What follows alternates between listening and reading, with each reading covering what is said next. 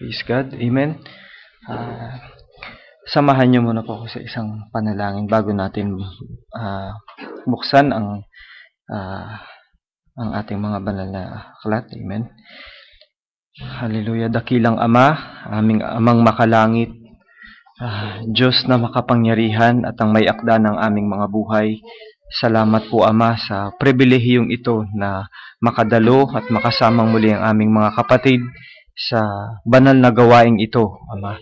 Salamat po, Panginoong Diyos. Unang-una po, humihingi kami ng kalinisan sa lahat po ng aming mga, kung ano man ang aming mga nagawang mga pagkakamali, sa mga malinghaka ng aming mga puso, o anumang bagay na hindi karapat-dapat, Panginoong Diyos, na aming nagawa. Kami po'y humihingi ng kalinisan upang kami po'y maging karapat-dapat sa paglapit namin sa inyo sa umagang ito, Ama. Gawin mo po kaming worthy vessel, Panginoon. Sa umagang ito, habang ipadadaloy mo ang inyong mga banal na salita, puspusin mo ng inyong banal na espiritu ang bawat isa, Ama. Kumilos ka sa amin, Panginoong Diyos. Ingatan mo ang kawang ito. Ikaw ang patuloy na magbukas ng mga kapahayagan. Ikaw ang patuloy na magbukas ng aming mga espiritual na mga mata, ang aming mga espiritual na mga pandinig, upang ang mga salita mong maririnig namin ay walang masayang kahit na isa, Ama. Panginoong Diyos, wala po akong kakayahan, Ama. Wala po akong kakayahan upang ipaliwanag, ipaunawa ang mga salita mo, Panginoon. Kung hindi mo ito bibindikahan, kung hindi mo ito bibindisyonan, magiging walang kabuluhan ang mga salitang lalabas sa pulpitong ito, Ama. Subalit, humihingi ako ng inyong paggabay. Gamitin mo po ako, Panginoong Diyos, upang patuloy na mapagpalain, upang mapagpala ang bawat isa na dumalo amang banal sa umagang ito, Ama. Salamat po, Panginoong Diyos, at amin pong iniaalay sa inyo ang patuloy ang nalalabing oras ng gawaing ito. Ikaw ang patuloy na siyang mag-ingat sa amin, Amang Banal. Ito po ang aming patuloy na samo at dalangin sa inyo sa tanging pangalan ng aming Panginoong Hesukristo. Amen. Amen. Praise the Lord. Amen. Manatili po tayong nakatayo habang binubuksan natin ang teksto sa araw na ito. John, sa exhortation. Amen. John chapter 10, verse 9 to 10.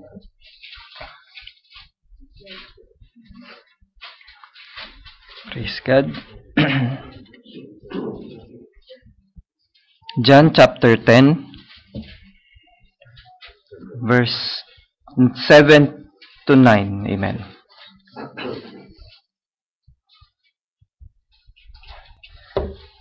Amen. Then Jesus said unto them again, Verily, verily, I say unto you, I am the door of the sheep. All that ever came before me are thieves and robbers, but the sheep did not hear them. Amen. I am the door. By me, if any man enter in, he shall be saved, and shall go in and out and find pasture. Amen. Praise the Lord. Ang Panginoon ang patuloy na magpala ng kanyang mga salita. Maaari na po tayong makaupo. Praise the Lord. Amen. Una ang Panginoon. Amen. Siyang patuloy na magpapaliwanag at magbibigay ng Amen. Magbubukas ng kaunawaan sa mga salitang nabasa natin. Magpapasalamat din ako sa Panginoon bago tayo dumako sa Amen. Nung nakaraang linggo kasi nakaranas din ako ng yung bagay na lagi kong kinakatakutan. Praise God, na hindi ko alam kung bakit alam ko naman yung mga bawal, alam ko naman yung mga hindi dapat gawin, pero nagtataka ko bakit dumadating pa rin. Praise God. Tapos malalaman ko na lang na pagka inassess ko yung sarili ko, inassess ko yung mga bagay, pag nag-look back ako, tinignan ko kung ano ba yung mga nakain ko na hindi na naman karapat-dapat. Praise God. Minsan nakakaligtaan natin. Amen. May mga bagay tayong nakakaligtaan. Kaya napakahalaga na from time to time, binabalik-balikan natin. Amen. Yung binabalik-balikan natin para ma-refresh tayo. Ganon din sa salita ng Diyos eh. Kaya nga, kailangan lagi nating binabalik-balikan para laging sariwa, no, sa ating mga puso yung mga salita ng Diyos. Kasi may nararamdaman na ako masakit. Pero bawal sa ganitong karamdaman, bawal yung mag-exercise ng high impact, sabi. Yung may strain masyado yung joints. Kasi lalong mag-aggravate, lalong mamamaga, lalong sasakit. Sa kagustuhan ko na ma-overcome yun, pinilit ko yung sarili ko na mag-treadmill. Nararamdaman ko na yung sakit, pero pinilit ko pa rin na mag-treadmill. Kasi, alam ko dati may nabasa na akong ganun na bawal yung high impact na exercise. Pero, sige, gagawin ko pa rin, sabi ko. Nag-exercise pa rin ako. Amen. Tapos lately, nung nakahiga na ako at nakaratay na, binabasa ko, bawal nga pala, sana hindi ko pinilit. Amen. Yun yung ibig kong sabihin na, kailangan binabalik-balikan natin para ma-refresh lagi sa pag-iisip natin. Amen. Para laging manariwa. Hindi natin uulitin. Kasi kapag nawala, kahit isa man sa salita ng Diyos, nawala, nawaglit sa ating mga puso, maaaring kasing gamitin ng kaaway yun Maaaring doon makapasok ang Diyos. Saan ka ba niya titirahin? Kung doon sa malakas, doon sa kakayahan mo na malakas ka, o kung doon sa bagay na malakas ka, doon ka ba niya titirahin? Hindi. Titirahin ka niya doon sa bagay na kung saan mahina ka. Amen. At napakatuso ng kaaway. Amen. Alam natin yan. Meron akong naalala na isang kwento tungkol, actually napanood ko to noon, tungkol sa mga abogado. At merong isang abogado na napakahusay. Tinagurian siyang the best closer in New York, sabi niya. Ano ba yung best closer, sabi niya? Kasi mataas ang rate niya pagdating sa pagsasara ng kaso. Na i-close niya kaagad, nadidil niya. So wala na yung mahabang mga proceedings, wala na yung mahabang court appearance, mga ganon. Kaagad naku-close niya kaagad. So dahil marunong siya, matalino siya, marami rin ang naiinggit sa kanya. Praise God. At merong isang abogado na naiinggit din sa kanya. Amen. Kapwa niya abogado. At itong abogadong to, marunong din. Ang ginawa ng abogadong ito, kasi napatalsik siya dun sa firm na pinagtatrabahuhan nilang dalawa. Ang ginawa nitong kaaway na abogado, nagtanim siya ng file na may falsified record, file na may falsified signature, at itinanim sa records nila kasi meron silang room na nandun yung mga records ng mga clients. At alam nyo anong ginawa niya? After 5 years, bumalik siya para gamiting ebidensya yung falsified na record na yun against dun sa magaling na abogado. Imagine mo kung paano mag-isip yung mga abogado. No? Paano pa kaya si Satanas? Amen. Paano pa kaya si Satanas?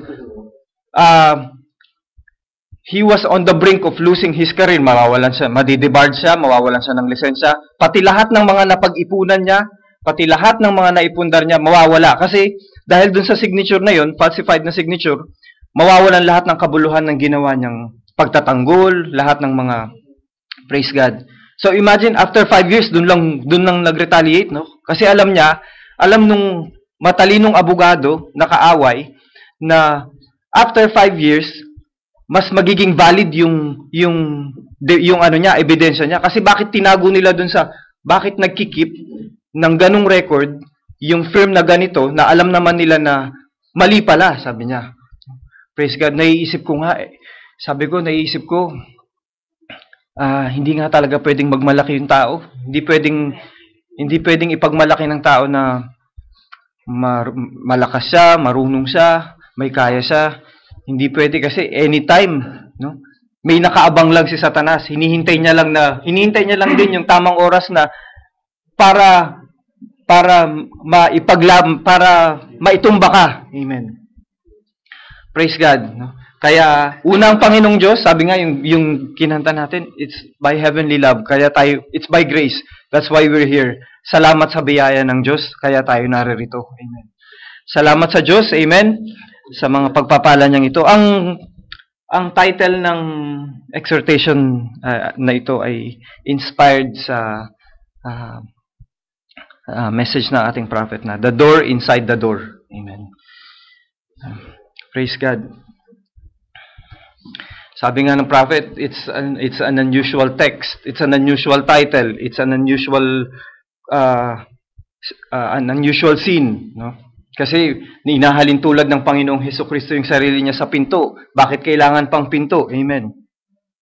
Sabi niya, sometimes God is unusual, no? And He does unexpected. He does the unexpected many times. Marami siyang ginagawa, no, na mga bagay in an unexpected time, no, or in an unexpected way, or in an unusual way. Amen. Praise God. Jesus was typed as a door. At yung katulad ng binasa natin, if any man enter, he shall be saved. Lagi nating naririnig yan. Siguro kahit sa mga denomination, naririnig din natin yan. Tanggapin mo lang si Jesucristo, ligtas ka na. Praise God. Sabi niya, he shall go in and out and find pasture. Ano bang ibig sabihin nito? No? Papasok ka at lalabas and you will find pasture. Amen. Praise God. There will be abundance. Amen. Praise God. No? If there are thieves and robbers, the sheep will not listen. Kahit na may mga external distraction pa, no? Kahit may mga dumating pa na thieves and robbers, the sheep will not listen. Katulad ng naalala niyo yung pinrich sa exhortation noon na merong ninakaw na sheep, tapos dinala sila pareho sa korte, pareho silang nagki-claim. Ang judgment nung judge, sige, pagsalitain o tawagin yung sheep. At kung sino lang yung may-ari, yun lang yung dininig ng sheep. Amen. Praise God. Katulad tayo sa mga sheep. Amen. And praise the Lord. Kahit may mga bagay na kahit may mga external distractions, amen, hindi tayo madidistract niyan. O kahit may mga bagong katuruan pa na dadating, praise God, we are assured kung nakapasok na tayo dun sa pinto. Yun ang tanong, kung nakapasok nga ba tayo dun sa pinto. Amen. Praise God. Amen. Sabi nga,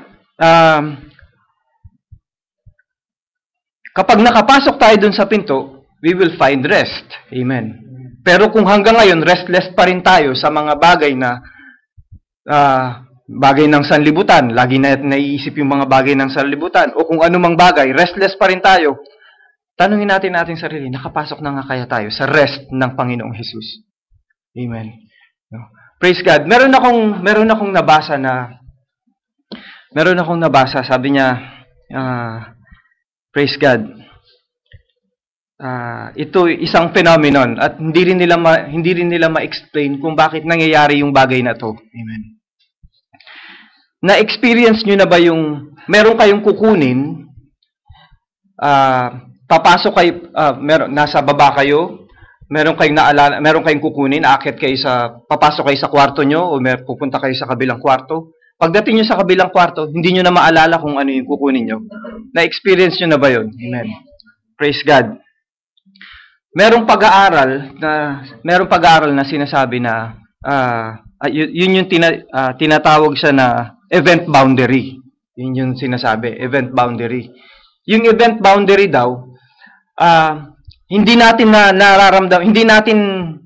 maipaliwanag na kapag ang brain natin nakakita ng pinto at pumasok dun sa pinto, lahat ng nandun sa kabilang side, lahat ng ginagawa natin, makakalimutan na natin.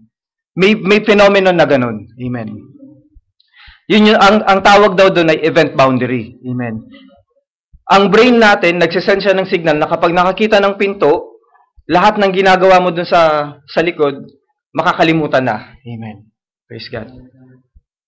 Ang gusto kong i-drive dito, kapag nakapasok tayo doon sa pinto na sinasabi ng ating Panginoong Hesukristo, which is ang ating Panginoon, makakalimutan natin. Amen. Spiritually, makakalimutan din natin kung ano yung distractions ng world. No? Kung ano yung distractions ng sanlibutan. Amen. O kung ano man yung distractions ng kaaway. Amen. Makakalimutan natin. Unknowingly, pero praise God, dapat meron din tayong willingness. Amen. Meron din tayong willingness na kalimutan kung ano man yung nandun sa past. Kasi we live in the present and in the future. Amen. At kapag nakapasok tayo doon, kaya pala meron sinabi yung Panginoong Jesus na you will find rest. No? Hindi ka na magiging restless. You will find rest kasi makakalimutan mo na nga yung praise God, yung nakaraan. Amen. Entering or exiting through a door serves as an event boundary in the mind, sabi, in the brain, which separates episodes of activity and files them away. Parang pina-file away lang siya ng brain, no? Kaya pagdating mo dun sa kabilang dun sa kabila, ano kasi yung gusto kong kunin? Maraming praise God. Nung minsan nakasakay ako sa kasabay kasi sinusundo ako ni Clyde. Brother Clyde. Sabi niya doon sa akin, naalala ko lang to, amen. Kasi nung nabasa ko to, sabi ko, paano ko to marirelate? Sabi ko gano'n. Tapos, sakto naman, nung time din na yun, nangyari. Amen. Nakasakay ako sa pinto. Ang sabi niya sa akin, Kuya Eugene, pakisabi kay Abby, pupunta kami sa ganitong lugar kasi may aayusin namin yung ticket ni Kuya ko to. Sabi niya, may kakausapin kaming tao. O sige, sabi ko. Di lumabas ako ng kotse, lumabas ako ng pinto, pumasok ako sa gate, pumasok ako sa pinto, sa main door, dire-diretso umakyat ako hanggang sa kwarto at nandun ako nagbabasa. Tapos, nung marinig ko lang yung boses ni Sister Abby na, Tita Baby, alis na po kami. Doon ko lang naalala na meron nga palang binilin sa akin na sasabihin ko kay Abby na naghihintay si Clive doon sa kotse kasi aalis sila at may imimit sila ng alas 7. Mag-aalas 7 na yung, nung lumabas ako, 5:45 na yata, 6:45 na yata yun. Sabi ko, nawala na sa isip ko. Amen. Yun pala. Amen. One good example of event boundary. Na kapag lumabas ka sa pinto, yung brain mo mismo, siya mismo nagpa-file away. Amen. Ganun din ang spirit natin. Amen. Once you entered the door, ang Panginoong Jesus, it will file away all the sins, praise God, all the bad things na yung mga hindi kalooban ng Panginoon. Amen. The doorway signals the brain that the information held in memory can be filed away, sabi niya. Hindi ma-explain din. Hindi rin ma-explain yun, pero praise God, a natural type has a spiritual type. Amen. So kapag pumasok ka sa pinto na yun, willing ka na makalimutan mo ang lahat, pati ang sarili mo, willing mong kalimutan para sa Diyos. Amen. Kaya may mga nagsasabi, bakit meron ba kayong enjoyment na imbis na nasa labas kayo, nagsisimba nag-enjoy kayo sa labas and nasa church kayo? This is enjoyment. Praise God, no? We are willing to forget ourselves and prepare ourselves for the coming of the Lord. Amen. No? Praise God. No? Praise God. This is enjoyment. Kung doon sila nag-enjoy, here we also find satisfaction and enjoyment, no? Iba nga lang kasi yung hinahanap nila at iba lang din ang hinahanap natin, no? Sa una may struggle, sa una may pagtitiis, praise God, pero eventually kapag yun na yung hinahanap ng espiritu mo, praise God, you will find enjoyment. Amen. Maano lang naman yan, yung hindi ka lang naman yung satisfaction, hindi mo lang naman mamimit kung talagang hindi yun ang hinahanap mo, di ba?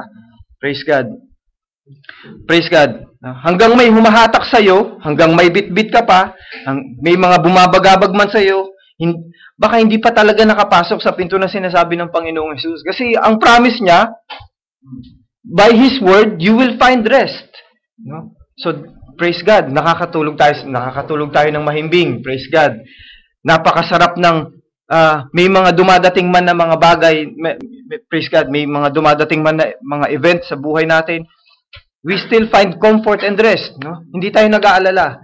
Kasi, praise God, nakapasok tayo dun sa pinto, sa ating Panginoong Jesus. No? Praise God. Dahil kung nakapasok na tayo, may mag-iingat sa atin. Amen. Sabi ng Panginoong Jesus, no? They will find pasture. Amen. Praise God, no? Kahit anong anyo pa ng masama yan, magkakaroon tayo ng kapanatagan dahil sa ating Panginoong Jesus. Amen. And if God has given us that blessed promise, then the only thing that would keep us from being filled with everything that we thirst for would be because we do not believe it, sabi ng prophet. Sabi ng prophet, ulitin ko, amen. And if God has given us that blessed promise, no? Praise God, then the only thing that would keep us from being filled with everything that we thirst for, that would be because we did not or we do not believe it. Kasi hindi tayo naniwala in the beginning, kaya hindi natin nakakamit yung mga bagay na yun. Amen. Pero kung naniniwala tayo from the beginning, praise God, that we will receive it, then God will fulfill His word. Amen. Praise God.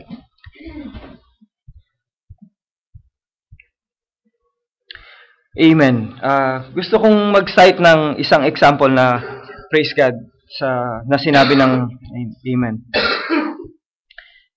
Sa Mark chapter 5 verse pwede niyong basahin na lang din ito mamaya. Mark chapter 5 verse 21 to 42. Amen. Amen. Ito yung sa kwento ng ito yung dun sa story ng ni Jairus. Amen. At nung mamatay yung anak niya at ang praise God at ang babae na inaagasan ng 12 taon. Amen. Praise God. No, kasama ng mga disciples ang ating Panginoong Jesus. Tapos dumating sa kanya si Jairus. Amen. At sinabi ni Jairus sa kanya na merong sakit yung anak niya and it was dying, sabi. Amen. It was the time.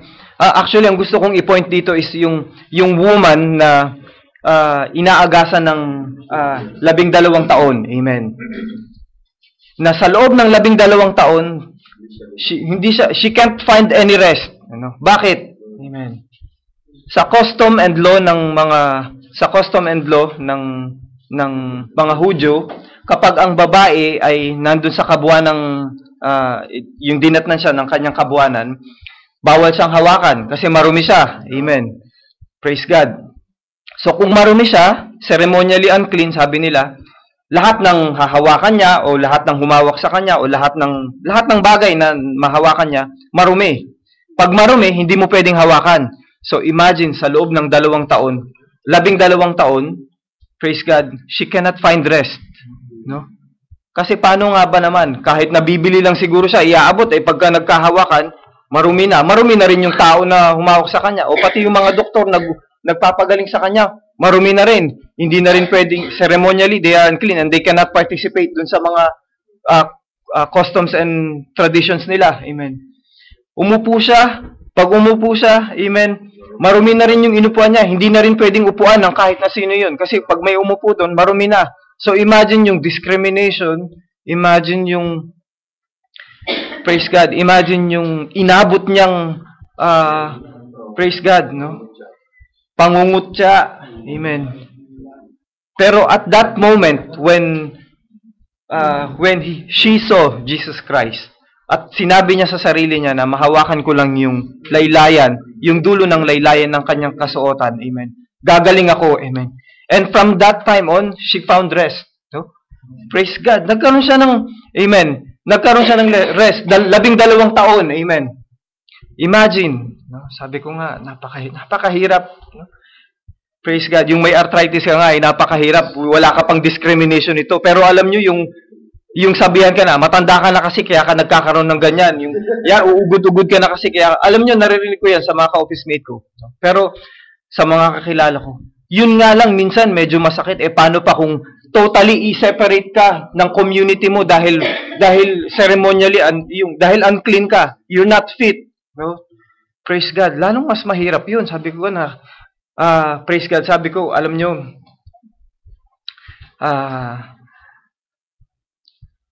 kapag ka nandun ka sa ganung state, yung hindi ka makatayo, hindi mo mabuhat yung paa mo, praise God, ma-appreciate mo kahit yung pagpunta lang sa banyo.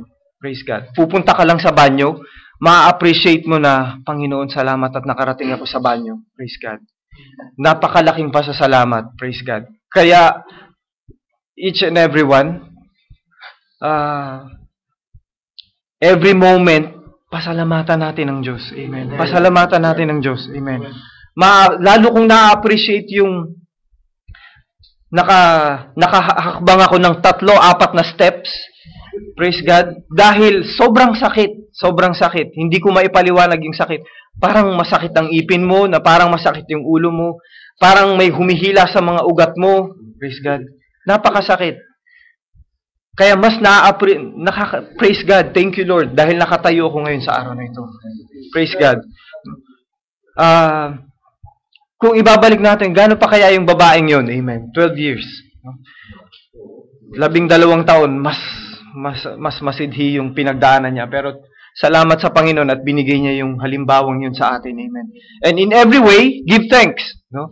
In everything, in every way, give thanks. Huwag nating angkinin yung glory. Ibalik natin sa Diyos ang glory. Amen. Praise God. At dun nga sa pagkakataon na yun, nung mahawakan ng babae ang laylayan ng ating Panginoong Jesus. So nagkaroon ng interruption kasi paalis na yung Panginoong Jesus papunta na sila dun sa bahay ni Jairus. Pero nagkaroon ng interruption dahil nga gustong ipakita ng ating Panginoong Jesus yung faith dun nung babae dun sa karamihan. So nagkaroon ng interruption, hindi muna siya tumuloy dun sa bahay ni Jairus. Amen. Yung pagka-delay na yon, sabi kasi ni Jairus, mamamatay na yung anak ko, sabi niya. Yung pagka-delay na yon, may dumating na tao, patay na yung anak mo. Yun yung balita kay Jairus. Amen. Praise God. No? So, parang dahil sa pagka-delay, lalong naging worse yata, namatay yung anak. Amen. Pero, sabi nga niya, sometimes yung mga ganong bagay pala, may gagawin ng Diyos na mightier. Kasi kung pumunta siya doon, agad, hindi niya na binigyan ng pansin yung babae at pumunta na siya doon, ang miracle na gagawin lang ng Panginoong Jesus, pagagalingin lang siya sa karamdaman. Parang, maganda namang miracle yun wala namang ano doon. Pero, higit pa doon sa healing yung ibinigay, amen, ng Panginoong Jesus. Binuhay siya from death, amen. Praise the Lord. So, minsan may mga bagay na meron tayong mga hinihintay, meron tayong hinihingi, tapos na-delay parang lalo yatang naging worse no? Pero in those situation, dun pala lalong higit na makakakilos ang Diyos sa atin. Amen. From, praise God, from being sick, may sakit lang yung bata, namatay, pero pagdating ng ating Panginoong Jesus, natutulog lang siya, sabi niya. At binuhay siya from death. Amen. Praise the Lord. Amen. So, praise God. So, yung kaninang example na ibigay, Jesus was pertaining to himself as the door. At ini-invite niya tayo na pumasok. Amen. Ngayon naman, meron ding pangungusap ang ating Panginoong Jesus na kung siya yung kumakatok sa ating mga puso. Amen. 'Di ba? Meron siyang pangungusap na ganun. Revelation chapter 3, verse 20. Amen. Lo, I stand at the door and knock. And if you'll open the door, I'll come into you and will sup with you. Sup with him, so means, praise God, no? To entertain or to have fellowship, sabi ng ating prophet, sup with one another. It's a communion. It's a fellowship with one another. No? Praise God. So, babalik rin naman natin ang sitwasyon. Amen. Kanina kasi yung Panginoon yung pinto at kumakatok siya at tayo ang ini-invite niya na pumasok. Ngayon naman, siya ang kumakatok sa ating mga puso at papapasukin ba natin siya? Amen. Papapasukin ba natin siya? Merong sinayit na example ang ating prophet. Napakagandang pagsasalaysay. Amen. Merong isang painter, sabi niya. At dun sa painter, he's a very famous painter, pero hindi niya na sinabi kung sino. Dun sa painting niya na yon, merong isang pinto. Amen. At dun sa pinto na yon, sabi niya, binigyan niya ng, dinemonstrate niya at humingi siya ng opinion sa mga critic. I-critic nila yung painting niya. Amen. So, praise God. Ang Panginoong Jesus, sabi niya, dinemonstrate niya dun sa painting na yung Panginoong Jesus, he was bearing a light, and then there was a door. Pero yung door, sabi niya, walang knob, no? Walang knob, no? Tapos yun lang siguro yung mako-comment ko, sabi niya ganun. Tapos sabi nung painter, yung ganun ko talaga sa ginawa kasi yung knob niya nandun sa kabila. Amen. Yung latch niya nasa kabila. At kung sino lang yung magbubukas ng pintong yun, no nandun sa kabila, dun lang papasok ang ating Panginoong Jesus. Amen. And He is knocking at the door in our heart. At kung sino lang yung magbubukas, dun lang siya papasok. Amen. No? Praise God, no? So, kung kanina, yung brain natin, pinoprocess niya na makalimutan, sadyang kalimutan yung lahat, sinasadya ng brain talaga yun nakalimutan yung lahat pagka pumasok ko sa pinto. Yung Panginoon naman, sadya niya kakalimutan lahat ng ating mga pagkakamali, lahat ng ating mga kasalanan, and He will bury it into the sea of forgetfulness. Amen? Praise God. Kakalimutan niya lahat yun. Pero kailangan willing muna tayo. Amen. No? Napagbuksanan siya ng pinto. Amen. He is willing to file away all the bad episodes in our lives para, praise God, amen, so that we can have communion and fellowship with Him. Amen. Praise God. No? Sabi nga ng prophet,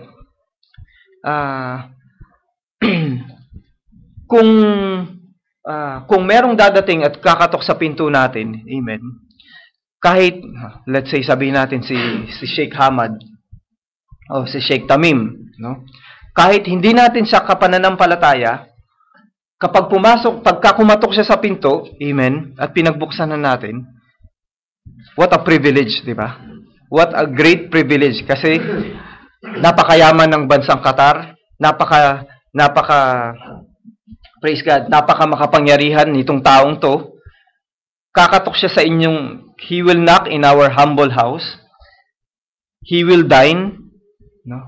Praise God. He will, sasabihin niya sa atin kung ano yung mga gusto niya, kung ano yung mga plano niya. What a great privilege, no? Kahit hindi natin siya kapananampalataya, di ba? Praise God. One time, praise God, presence pa lang to So imagine after pagkalabas niya dito, headline na sa newspaper, Sheikh Tamim, Sheikh Hamad visited a villa in Qatar, ganyan.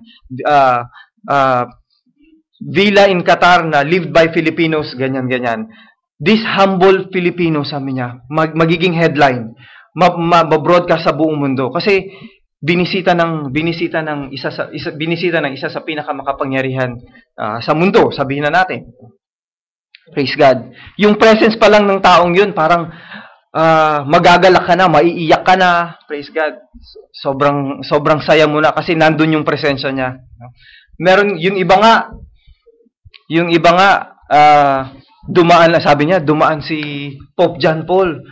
Tapos pagdaan ni Pope John Paul, talagang umiyak ako. Sabi niya, naramdaman ko talaga yung Holy Spirit, sabi nila. Naramdaman ko talaga. Si Pope John Paul dumaan. Praise God. Dumaan lang yun, ha? Dumaan lang yun. Hindi man pumasok. Amen. Dumaan lang yun. Praise God. Ano kaya kung ang Panginoong Hesukristo pa yung, praise God, ano kaya kung ang Panginoong Hesukristo pa yung kumakatok? Pero alam nyo, marami sa Kanya, they shut the door and they don't open. Amen. Marami. Amen. Bakit? Bakit kaya? Amen. Praise God. Bakit kaya? No? Praise God. Kasi they are not willing to forget themselves. Praise God. No? Praise God. Marami silang hindi mabitawan. Praise God. Maraming bagay na gusto pa rin nilang i-enjoy. No? Praise God. Praise the Lord. So, kung yung presensya nga ng mga taong ito, na kung titignan natin, amen, spiritually, hindi sila, amen, wala silang kabahagi sa kaharian ng Diyos. Pero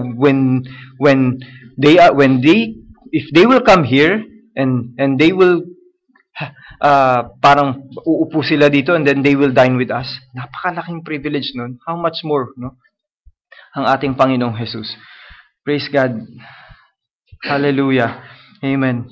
Sabi nga ng praise God, bilang pagtatapos, amen, bilang pagtatapos sa exhortation na to. Amen. Gusto ko ring i-quote itong actually magandang quote itong sinabi ng ating prophet. Sabi niya, I've always had a little slogan that I always give to people. Sabi niya, do these things in life. Sabi niya, gawin niyo ito sa inyong mga buhay. Sabi niya, first thing is do right. That's your duty to God. Sabi niya. Second is think right.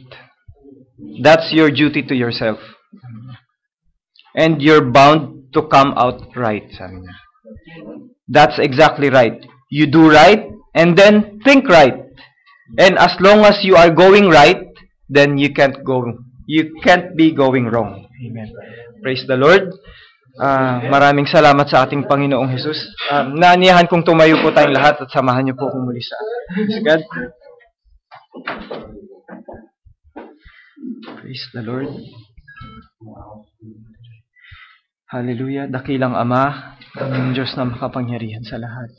Salamat pong muli, Ama, sa mga pagpapala mong mga salita sa amin. Sa mga lessons in life na inyong ibinibigay sa amin, Panginoong Diyos. Ama, patuloy ka pong kumilos sa aming mga buhay. Patuloy mo kaming bigyan ng paghahanda, Amang Banal. Habang kami naghihintay sa muling pagbabalik ng aming Panginoong Jesus. Gawin mo po kaming mga karapat-dapat, Ama. Tulungan mo kami na to think right. And to do right, Panginoong Diyos. Yung tama na galing sa inyo, Ama. Meron akong narinig na isang kanta. It feels so good to do wrong, sabi niya, and it feels so right. Praise God. It feels so right to do wrong, and it feels so bad to do right.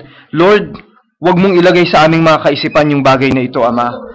Ilagay mo yung right na galing sa inyo sa aming mga puso, Panginoong Diyos. Kasi ang tao pwedeng mag-isip na akala niya tama ang ginagawa niya, pero mali dahil pang sariling kaisipan niya lamang ito, Ama.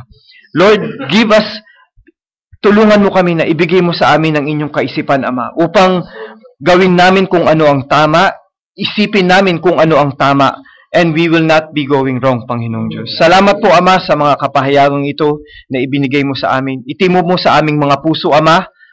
At dakilang Ama, amin pong dalangin na I know, my brothers and sisters, as we stand here, nakapasok na po kami dun sa pinto. And we have welcomed our Lord Jesus Christ in the door of our heart, Panginoong Diyos. Salamat po, Ama, for this rest na inyong ibinigay. Salamat po, Panginoong Diyos, at tulungan mo kami na patuloy naming mapanghawakan itong rest na to hanggang dumating ang aming Panginoong Jesus, na sama-sama kaming lahat sasalubong sa Kanya sa alapaap in that day when you send our Lord Jesus Christ in the air. Salamat po, Ama. Ito pong patuloy naming samo, dalangin at kahilingan sa inyo. Our fervent prayer, O Lord, prepare us in that day, O Lord, in the name of the Lord Jesus Christ. Amen. Praise God.